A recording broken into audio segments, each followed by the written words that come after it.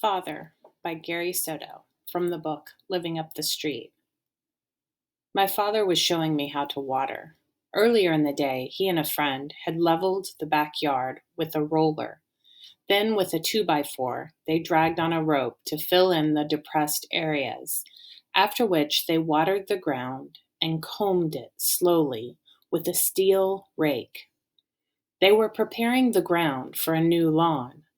They worked shirtless in the late summer heat and talked only so often, stopping now and then to point and say things I did not understand, how fruit trees would do better near the alley, and how the vegetable garden would do well on the east side of the house. Put your thumb like this, he said, standing over me. He took the hose and placed his thumb over the opening so that the water streamed out hissing and showed silver in the dusk. I tried it, and the water hissed and went silver as I pointed the hose to a square patch of dirt that I soaked but was careful not to puddle. Father returned to sit down with an iced tea. His knees were water-stained, and his chest was flecked with mud. Mom sat next to him, garden gloves resting on her lap. She was wearing checkered shorts, and her hair was tied up in a bandana. He patted his lap, and she jumped into it, girlishly, arms around his neck. They raised their heads to watch me, or look through me, as if something were on the other side of me, and talked about our new house, the neighbors, trees they would plant, the playground down the block. They were tired from the day's work, but were happy. When Father pinched her legs, as if to imply they were fat, she punched him gently and played with his hair. The water streamed, nickel-colored, as I slowly worked from one end to the next. When I raised my face to Father's to ask if I could stop, he pointed to an area that I had missed. Although it was summer, I was cold from the water and my thumb hurt from pressing the hose, trigger-like, to reach the far places.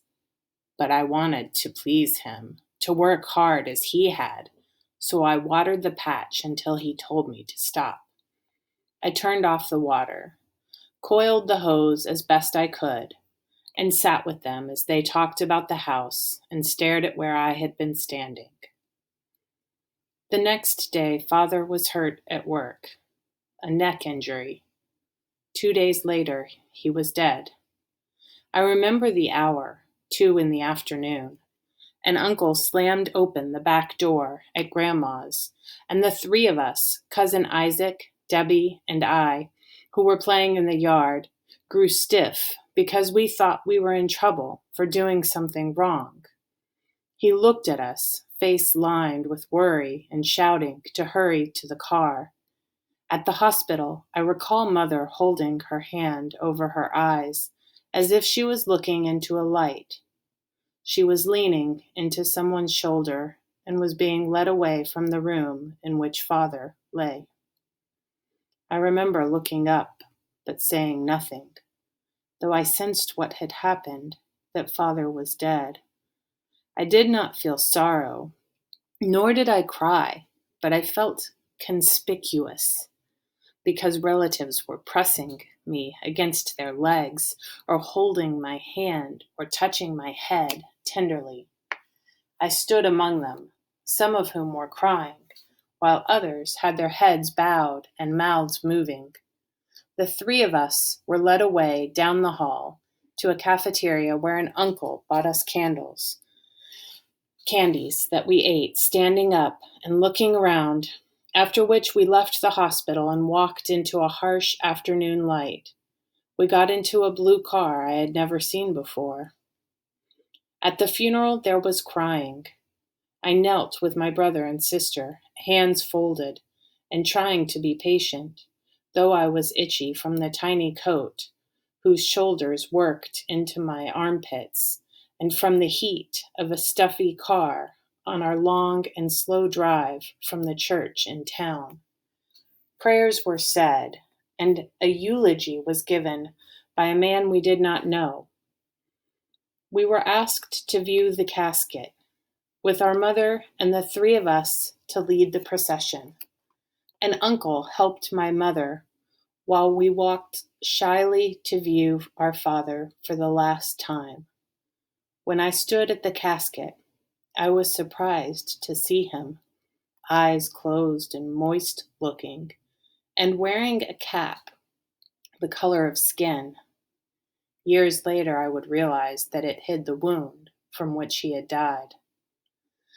I looked quickly and returned to my seat, head bowed because my relatives were watching me, and I felt scared. We buried our father. Later that day, in the house, Grandma could not stop shaking from her nerves, so a doctor was called. I was in the room when he opened his bag, and shiny things gleamed from inside it.